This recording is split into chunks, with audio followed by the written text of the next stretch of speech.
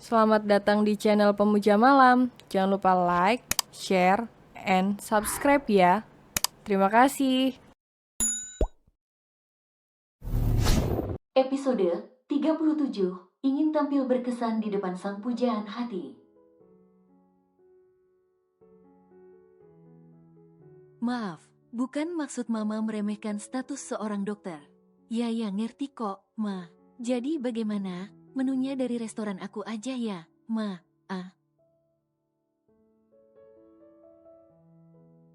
Yaya tidak ingin menyerahkan semua tanggung jawab dan persiapan pernikahan pada pihak keluarga Raffi. Ia pun ingin memiliki peran walaupun hanya sebatas menyediakan menu makanan saja. Kalau kamu nggak keberatan, nggak masalah, sayang. Nanti kita koordinasikan lagi kalau ada yang mesti ditambah. Ujar Ayu yang tak ingin mengecewakan Yaya.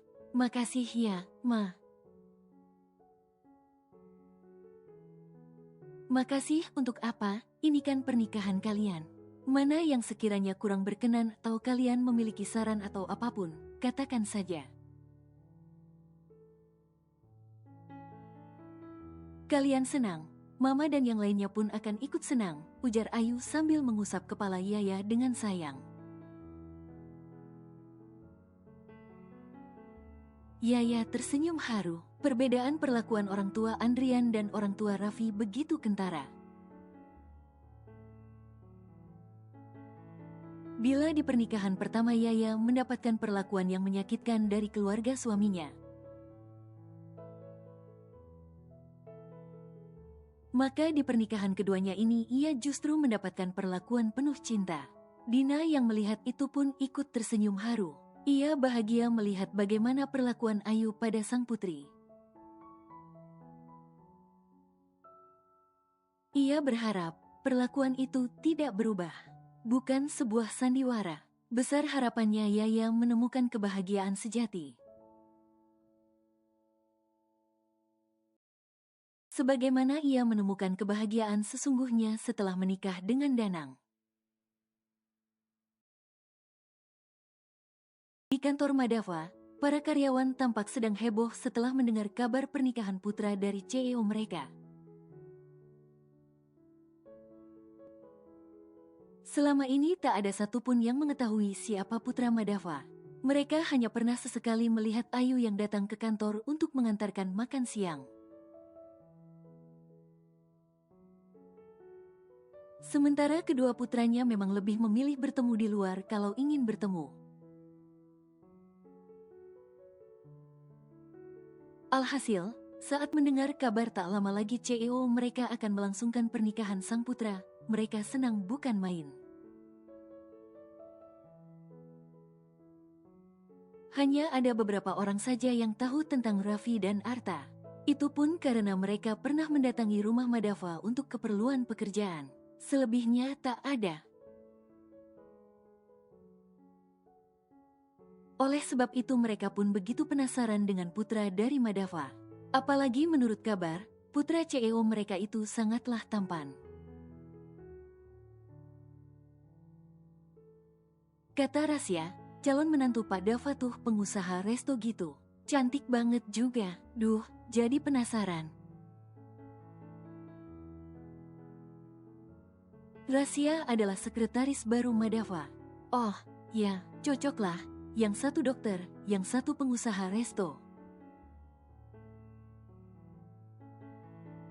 Kabarnya juga selain dokter, putra pertama Pak Dava itu owner Raf Store Lo. Gila, keren banget. Udah ganteng, sukses, kaya raya, ramah pula. Ramah dari mana? Emang kamu pernah ketemu? Bukan aku sih, tapi Pak Bondan. Mereka pernah ketemu pas lagi makan di resto. Terus Pak Bondan dibayarin makannya. Padahal Pak Bondan ajak istri dan anaknya loh. Semua orang sibuk membicarakan perihal Raffi yang merupakan putra dari Madava. Hampir semua yang membicarakan Raffi memujinya, membuat salah seorang diri mereka jengah sekali. Kalian berisik banget tahu nggak? Kenal juga kagak? Palingan itu cuma pencitraan doang. Baik di depan, busuk di belakang, sela seseorang.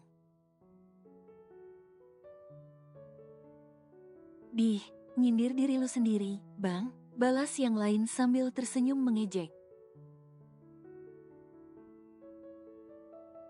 Apa maksud lu ngomong begitu? Hah? Kesal seseorang itu. Nggak nyadar ya, balasnya lagi. Iya, nih, udah jadi duda 2 kali. Nggak nyadar juga. Lu tuh yang pencitraan. Di depan mantan lu, baiknya kebangetan.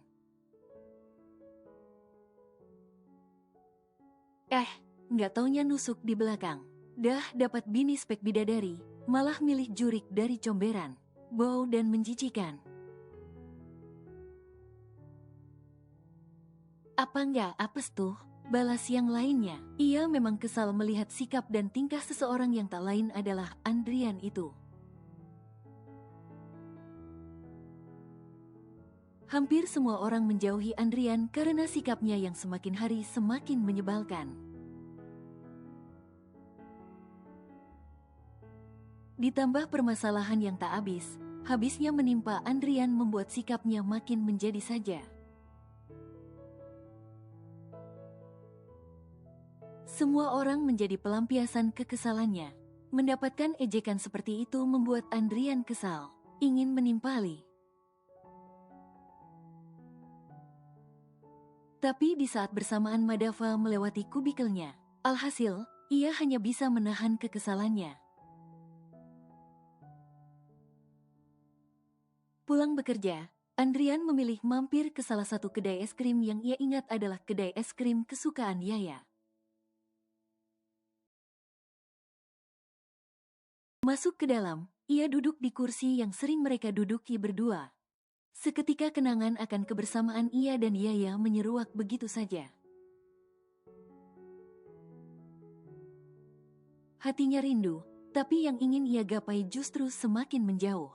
Beberapa kali Andrian mencoba menemui Yaya, tapi perempuan itu selalu saja tidak ada. Entah memang tidak ada atau sengaja menyembunyikan diri. Ia tidak tahu. Andrian begitu merindukan sosok perempuan yang entah sejak kapan ternyata sudah mencuri hatinya itu. Sambil menyantap es krim, Andrian mengedarkan pandangannya ke sekeliling. Namun saat menoleh ke belakang, jantung Andrian serasa dihantam meteor.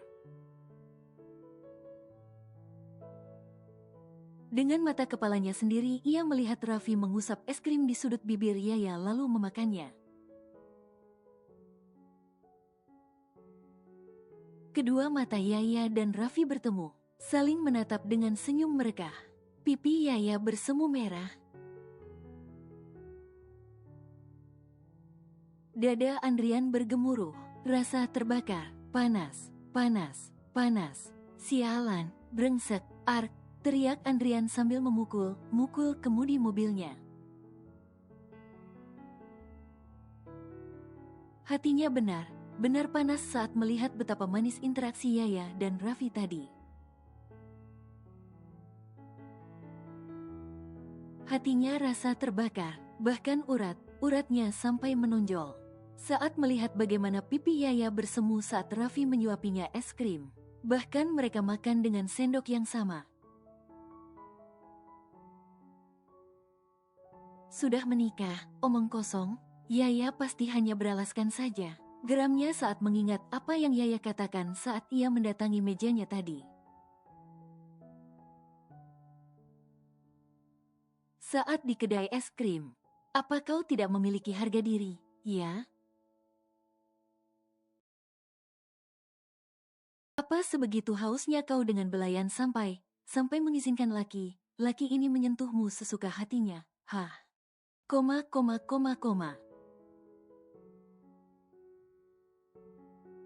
Sentak Andrian tiba membuat tangan Raffi yang hendak kembali menyuapi Yaya es krim seketika berhenti di udara. Keduanya mendongak dengan raut penuh keterkejutan. "Apa maksudmu bicara seperti itu?" desis Raffi. Ia jelas tidak terima dengan kata Andrian barusan yang mengatakan kalau Yaya tidak memiliki harga diri. "Jangan sembarangan bicara kalau Mas tidak tahu apa, lanjutnya dengan rahang mengeras. Seandainya tangannya sudah benar pulih, ingin sekali rasanya ia menonjok wajah songong mantan suami istrinya itu. Andrian tertawa mengejek. "Apa kau tidak bisa mencari wanita yang seumuran? Atau karena Yaya mudah kau permainkan jadi kau berusaha mempermainkannya? Hentikan itu, sialan, jangan jadi laki menjijikan. Atau jangan kau itu sebenarnya dokter cabul,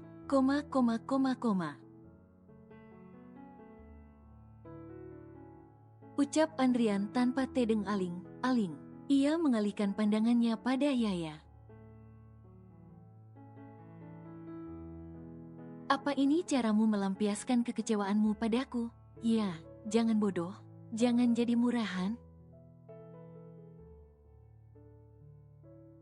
Tutup mulutmu, Mas. Kau pikir aku seperti wanita kesayanganmu itu, yang bisa semudah itu mengumbar tubuhnya pada laki yang tidak halal, hah?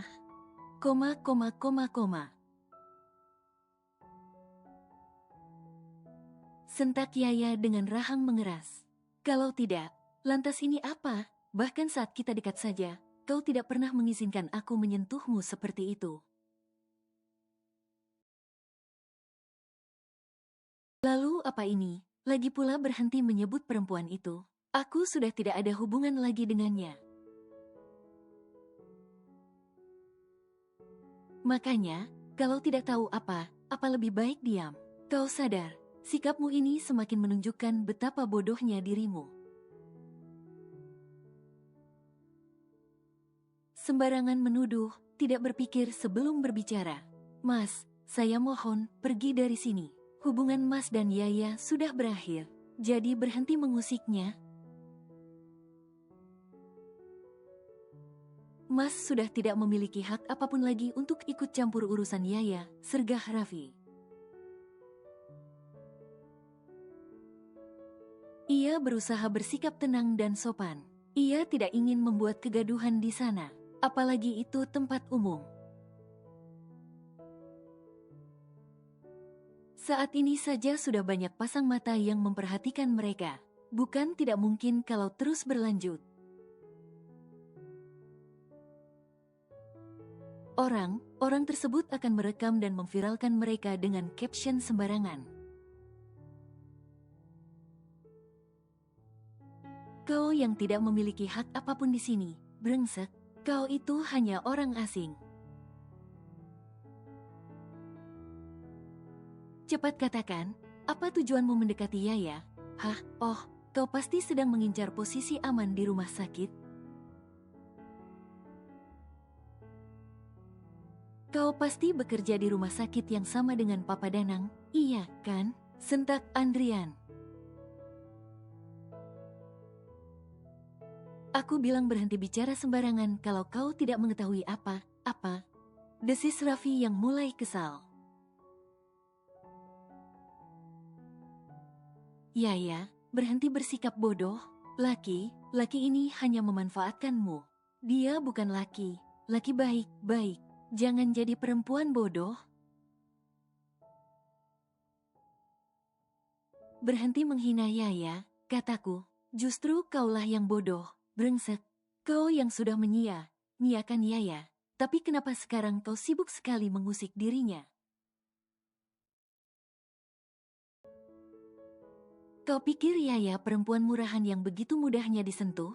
Sudah berapa lama kau mengenal Yaya? Hah, dengarkan aku, brengsek. Yaya sekarang adalah istriku, jadi aku bebas melakukan apapun padanya. Mau menyentuhnya, memegangnya, bahkan menciumnya pun itu sudah jadi hakku. Kamu sudah tidak pantas untuk ikut campur apapun urusan Yaya. Kau dengar kataku barusan, bukan? Yaya istriku, jadi aku bebas mau melakukan apapun karena kami sudah halal. Desis Raffi yang kini sudah berusaha berdiri dari kursi rodanya. Yaya yang melihat itu pun segera bergerak menahan tubuh Raffi agar tidak terjatuh. Karena kakinya memang belum benar kuat, Raffi memang sudah bisa berdiri. Tapi tetap saja Yaya khawatir kakinya kembali sakit bila tidak berhati-hati.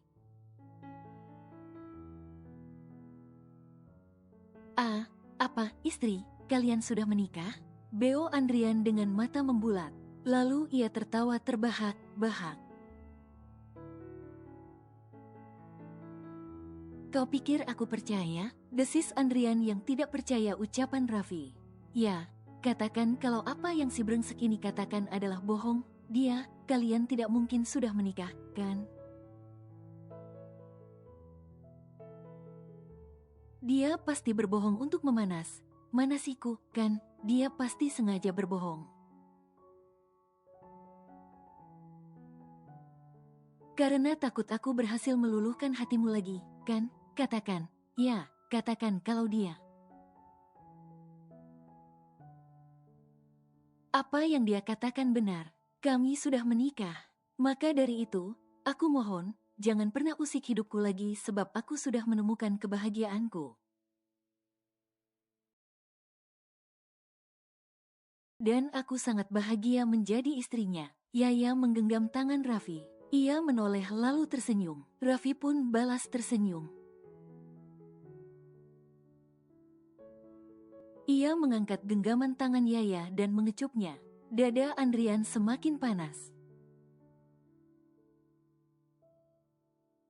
Enggak, kalian pasti berbohong. Kalian pasti berbohong. Aku tidak percaya, tidak. Terserah kau mau percaya atau tidak. Tak sampai 1 bulan dari sekarang kami akan melakukan resepsi. Tunggu saja undangan dari kami, ujar Raffi santai. Namun berbanding terbalik dengan Andrian yang kalap bukan main. Ia pun hendak merangsek maju ke depan dan memukul Raffi. Namun dengan sigap Raffi menepis tangan itu dengan tangan kirinya. Lalu menggenggam pergelangan tangannya dan memelintirnya dengan kuat. Andrian memekik, ia tidak menyangka kalau Raffi masih bisa melawan meskipun dengan tangan kirinya.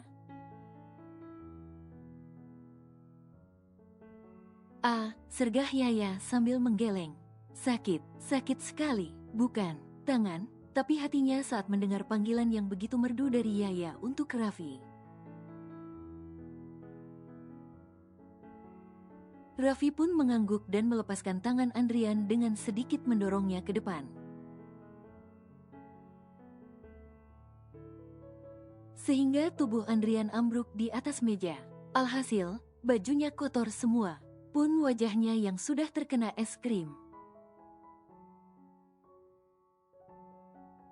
Andrian marah, ia hendak kembali menyerang Raffi. Namun karyawan kedai es krim segera bergerak dan menarik tangan Andrian lalu mendorongnya keluar.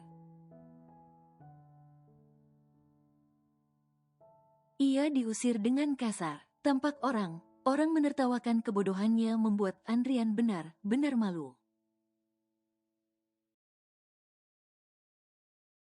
Bahkan ada juga yang memotret dirinya. Tak ingin semakin malu, Andrian pun memilih pulang. Tiba di rumah, wajah Andrian masih suram. Ia benar-benar kesal. Namun saat sudah turun dari dalam mobil, Andrian disambut dengan pemandangan tas yang berserak di depan rumah. Pun ibunya sudah duduk di kursi roda dengan pembantunya. Bi, ada apa ini? Kenapa tas ini berserakan di sini? Ini sudah hampir maghrib. Kenapa Mama masih berada di luar? Cepat bawa masuk, titahnya kesal. Belum hilang kemarahannya, kini ia justru disambut dengan pemandangan yang membuatnya semakin kesal. Dan, kita sudah tidak masuk ke dalam rumah? Tidak bisa masuk, memangnya kenapa? Kuncinya hilang? Tanya Andrian heran. Bukan gitu, Dan, tadi orang datang kemari. Katanya rumah ini sudah digadaikan dan sudah hampir 6 bulan belum membayar cicilannya. Jadi, kita diminta keluar karena rumah ini sudah berganti kepemilikan, ujar ART Andrian. Mbak, bagaimana bisa? Itu pasti salah. Saya tidak pernah menggadaikan rumah ini pada siapapun. Tapi mereka ada buktinya, dan di surat itu jelas kalau rumah ini sudah berpindah tangan. Ada tanda tangan Bu Nurlela di sana. Katanya, Pak Bodolah yang sudah menggadaikan rumah ini atas persetujuan Bu Nurlela. Papar ART Andrian membuat laki itu membelalakan matanya. Apa, tapi, lalu ia mengalihkan pandangannya pada Bu Nurlela. Meskipun belum bisa bicara, tapi ibunya itu masih bisa merespon dengan anggukan dan gelengan. Ma, apa benar apa yang Bisurti katakan kalau Mama sudah mengizinkan si tua bangka itu menggadaikan rumah ini? Tanya Andrian. Dengan mata berkaca, Nurlela mengangguk membuat Andrian seketika terduduk lemas di lantai.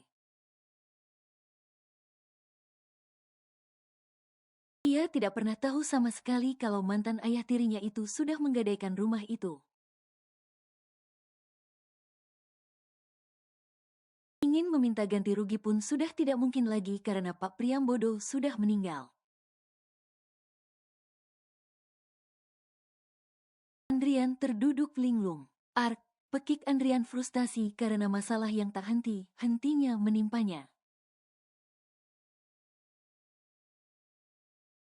Yaya dan Raffi kini tengah berada di rumah sakit. Mereka ingin melakukan pemeriksaan lanjutan terhadap Raffi. Raffi tampak sedang berbaring di atas brangkar, sementara Yaya menunggu dengan sabar hasil pemeriksaannya. Bagaimana, dok? Saya sudah benar sembuh kan? Tanya Raffi pada dokter spesialis ortopedi. Tak sampai 1 minggu lagi adalah hari pernikahannya, jelas saja Raffi ingin tampil paripurna di hari istimewanya itu. Meskipun ia bersyukur berkat keadaan tak terduganya ini, ia akhirnya bisa menikah dengan pujaan hatinya. Akan tetapi ia pun jadi nelangsa karena tidak bisa melakukan tugasnya sebagai seorang suami. Sesuatu yang sudah lama diimpikannya terpaksa ditunda. Dan bila ia belum benar sembuh juga tentu akan menambah daftar kemirisannya. Setiap calon pengantin pasti ingin tampil paripurna, gagah dan memesona. Bukan untuk menarik lawan jenis, hanya saja ia ingin tampil berkesan di depan sang pujaan hati. Ia ingin mengukir momen spesial itu dengan sebaik-baiknya dan seindah-indahnya. Sama seperti Raffi, Yaya pun sudah menanti jawaban sang dokter dengan perasaan tidak menentu. Meskipun Raffi sendiri sudah meyakini kalau ia sudah baik saja. Sebab meskipun ia hanya seorang dokter umum, Tapi ia bisa merasakan kalau tulangnya sudah kembali seperti sedia kala. Tulangnya pun bukan patah, hanya sedikit retak akibat benturan dan himpitan. Dokter Arifin memasang wajah serius. Ia bahkan menghembuskan nafas kasar, membuat jantung Raffi dan Yaya berdegup dengan kencang. Ia menatap keduanya secara bergantian, membuat perasaan pengantin baru itu semakin tidak karuan. Tulang lengan dan kaki Raffi. Dokter itu menjeda katanya. Ia kembali menghela nafas, membuat perasaan Yaya semakin tidak menentu. Sudah baik saja. Dokter Arifin lantas tersenyum lebar, membuat Raffi menekuk wajahnya masam. Sementara Yaya segera mengucapkan kata hamdalah. Terdengar gelak tawa Dokter Arifin. Ia sangat menyukai ekspresi Raffi dan Yaya tadi. Dokter Arifin adalah dokter senior di Rumah Sakit Husada. Ia seumuran dengan Danang. Ia pun sudah mengenal Danang sejak lama. Ia juga mengenal Raffi sebagai dokter magang di rumah sakit itu. Oleh sebab itu ia menganggap Raffi dan Yaya sudah seperti keponakannya sendiri. Melihat muka cemas Raffi dan Yaya membuatnya benar-benar terhibur.